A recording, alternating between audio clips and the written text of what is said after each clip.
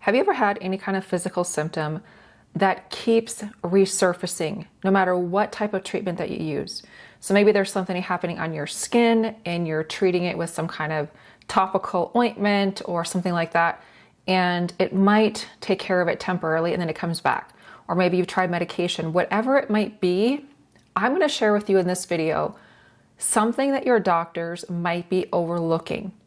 We're going to talk about the mind-body connection and why emotions actually might be the culprit, how to heal those emotions, and actually how to look deeper into what your physical symptoms might be manifesting as a result of unexpressed or unhealed emotions. And I'm going to teach you, I'm going to show you a couple of different, very specific, one specific tool that's going to help you with getting those emotions out of your body if there is some kind of emotional component. And then I'm also going to share with you a guide to help you determine if your body actually is communicating to you that there's something deeper that you or your doctor might be overlooking. Okay, story time. So what happened with me personally, there was a kind of like it was almost like a skin irritated rash type of thing that appeared on my ankle, right down near my ankle. And initially I thought, well, you know what, it's probably something that I walked through because I do a lot of hiking, and I was like, you know what, I wore the short ankle high socks and maybe my leggings. Maybe there's just a little bit of a gap on my skin that was exposed, and maybe I brushed up against something in the woods and that caused some kind of skin irritation. I didn't think too much about it. It went away probably after a week or so. It was itchy, it was irritated, but it went away. Then the same type of itchy irritation, the red, it looked exactly the same, it just popped up out of nowhere on the inside of my elbow. And I was like, okay, that is really strange. And when I looked at it just looked down at it, I was like, okay, what is this? It looked as if it might be like eczema, for example. Now, I've never had eczema, but the way that people describe it, I was like, I wonder if this is the start of eczema. And it got me thinking, because I preach this, I teach this, I educate on psychosomatics, basically the mind-body connection and what oftentimes your body physically is communicating in terms of what you might not be expressing emotionally. So I had a little chat with myself. I was like, okay, first of all, let me dive deeper into what are the physical symptoms that I'm experiencing. It's irritated, it's itchy, it's under my skin. The follow-up question that I had for myself was, is there something in my life?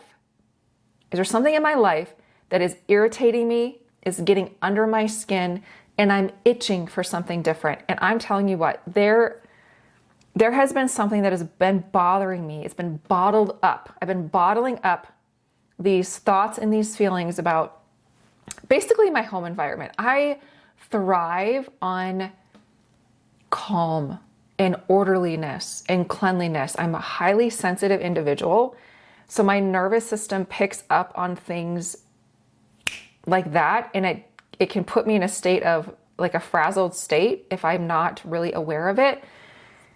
And sometimes I underestimate how much my environment actually influences how I feel internally. And I think if you are a highly sensitive person, you could probably empathize with this. I think sometimes I try to toughen up and just downplay how much my environment really aggravates me, but it actually has been bothering me so much. And I thought to myself, you know what?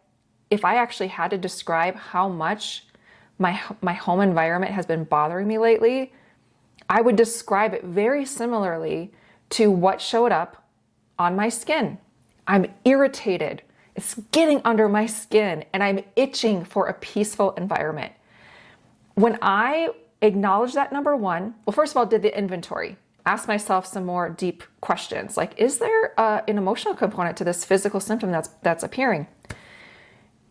So I did the inventory, then I acknowledged what are the feelings, acknowledging the feelings, and then processing the emotions. How do you process emotions? I highly recommend, if you're not sure how to process your own emotions, I highly recommend downloading my number one stress tool. It's called the Pulse Point Stress Tool. I'll leave a link below. It's a quick, short little demo video that describes how to use the tool, but it is an excellent self-help tool to actually begin to get the emotions flowing and out of your body. Emotions are designed to be motion, energy in motion, not stagnant, not stuck. When the emotions get stagnant and stuck, guess what happens over time? Physical symptoms populate. They start popping up, and if they go unaddressed for a long period of time, it can actually become chronic. So don't let it get there. And if you are in a chronic state, start using the stress tool right away. I highly recommend it. It's the number one thing that my clients have, the number one self-help tool that my clients have experienced really positive things from, especially as it relates to emotional processing. So download that. The other thing that I have for you is if you're noticing, like I said, any kind of physical symptom, and maybe a series of symptoms, maybe it's an actual syndrome or something like that your doctor diagnosed and nobody could figure out, we're not sure what the cause of it is. Start doing a little digging. Download my free guide, What is Your Body Communicating? And it's going to, excuse me, it's going to point out a number of different physical symptoms that you might be experiencing, and then showing you what is the most prominent correlation of specific emotions. So for example, if you have recurring stomach issues, maybe chances are, this is not always the case, but it's a really great guide to get you thinking. Oftentimes that's related to anxiety, low self-esteem, feeling not good enough, feeling worried, feeling distrust in yourself or others. So there's a whole wide range of different emotions that often show up as a specific type of symptomology, physical symptomology, when they're unexpressed and unhealed. So I'm giving you two things that are going to be really helpful for you to dive deeper. What is your body communicating? So you can see maybe there's a pattern that you didn't see before. And then secondly, a practical tool that you can use to start getting the emotions up and out of the body. And I'll tell you, one of the things that I did after I did the inventory, like asking myself those questions, identifying, acknowledging the emotions, and then processing the emotions, then what happens in your system oftentimes is it frees it up to explore solutions. Sometimes once the emotions are out, it's done. It's like, I did my job and now the symptoms can go away. And I'm telling you what, this patch on the inside of my elbow now, it is like nearly gone. There's like a little bit of I don't know if you can see that. It's just a little bit of a patch there, but the itchiness is gone. The redness is gone. And so you'd be surprised at how often physical symptoms will start to dissipate when you begin processing the emotions that may be related to that. What was I going to say about that? Oh, here's the other thing I was going to say. So, just clearing up those emotions can really lighten the weight off your shoulders and actually free up all that space in your body. But here's another thing that can happen, and this is what happened for me. With that spaciousness, oftentimes comes more clarity. So the clarity that I had is like, oh, let's get into solution mode now. Okay. So I immediately purchased a magnetic cleaning schedule, like house cleaning schedule, that's going to go right on my fridge, so that my husband and I can both tag team and decide what are we going to do on a daily basis for both of us. What are we each going to take personal responsibility for in the upkeep of our home? Now, we just got a second dog. We have a little puppy. He's adorable. But that's another thing that just creates more wear and tear and dirty floors and, things like that just comes with the territory of having a pet. And I just absolutely would never trade that for the world. So I'm like, let's get into solution mode. Let's write down all the things that we need to do on a daily basis, a weekly basis, a monthly basis. And is there something further that I can do to get into, when I'm getting in solution mode? The other idea that I had is I'm going to hire a house cleaner. Now, initially, when I brought that up to my husband, he's like, well, I don't know, the money piece, right? It's like, another expense, and things are so ridiculously expensive right now, as you are very well aware of. And so I get it. And it's really important for us to be mindful of our finances and look at, budgeting and not just expending an exorbitant amount of money. However, I value my peace so very much that to me, I believe in the bigger scheme of things. Now, again, right now I'm just kind of shopping around with household cleaners and house cleaners and getting estimates to see what might be the best fit. And that will actually fit within our budget. But I'm telling you, sometimes it is far more of an investment to spend a bit of money to get the return on your investment that's more than what you spent.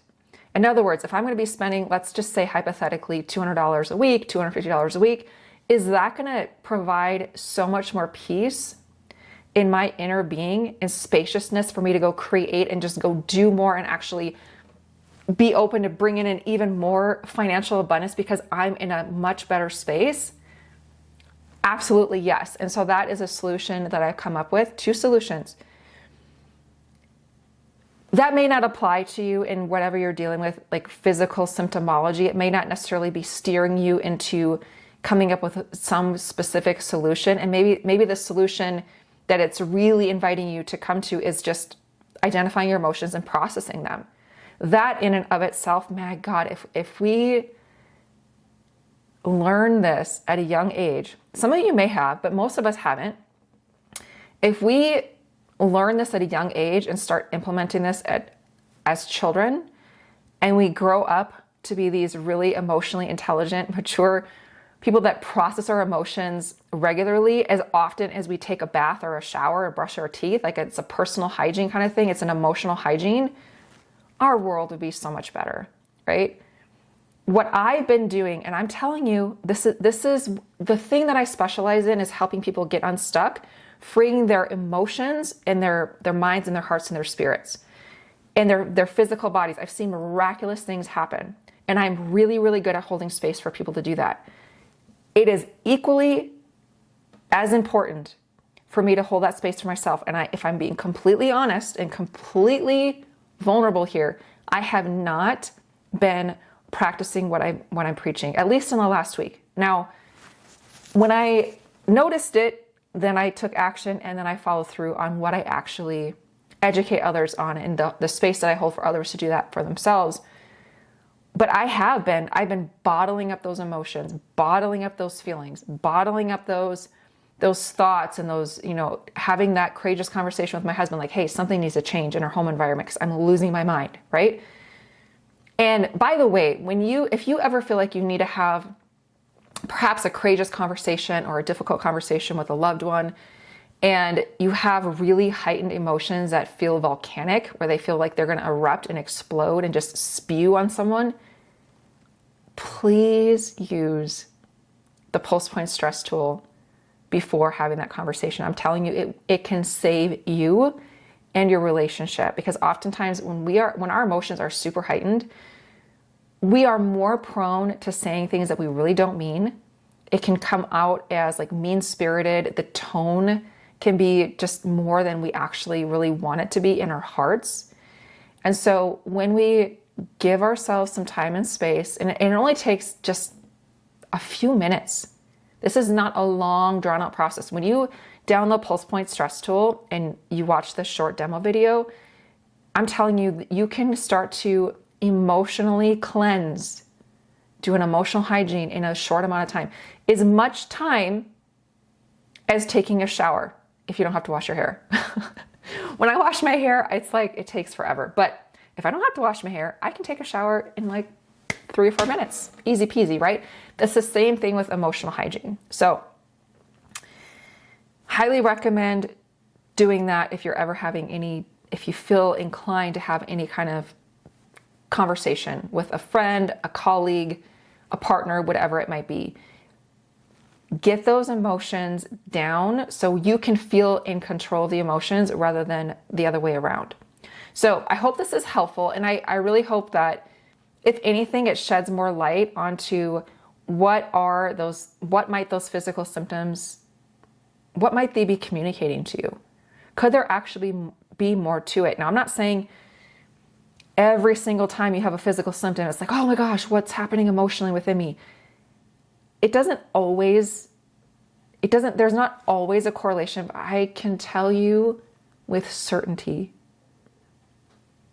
The vast majority of my thousands of clients that I've worked with over the years, 9 times out of 10, there is an emotional component that may not be the full reason why they're having that physical symptom, but it is part of the picture.